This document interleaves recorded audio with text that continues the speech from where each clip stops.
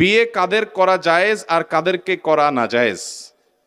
একজন পুরুষ কোন সব নারীদেরকে বিয়ে করবেন না, একজন নারী কোন সব পুরুষদের সাথে বিয়ে বসবেন না, হারাম।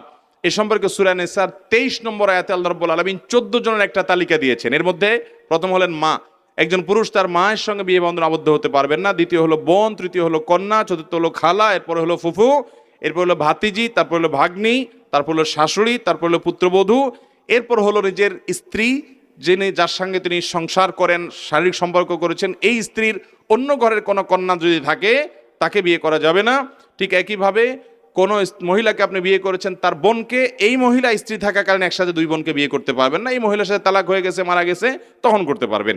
এর পাশাপাশি অন্যের স্ত্রী থাকাকালীন অবস্থায় ভদ্র মহিলাকে আপনি বিয়ে করতে পারবেন না। এছাড়া অন্যান্য মহিলাদেরকে আপনি বিয়ে করতে পারবেন। যাদেরকে আপনি বিয়ে করতে পারবেন না তাদের সাথে আপনার দেখা দেওয়া জায়েজ, কারণ তাদের সাথে আপনার রক্তের সম্পর্ক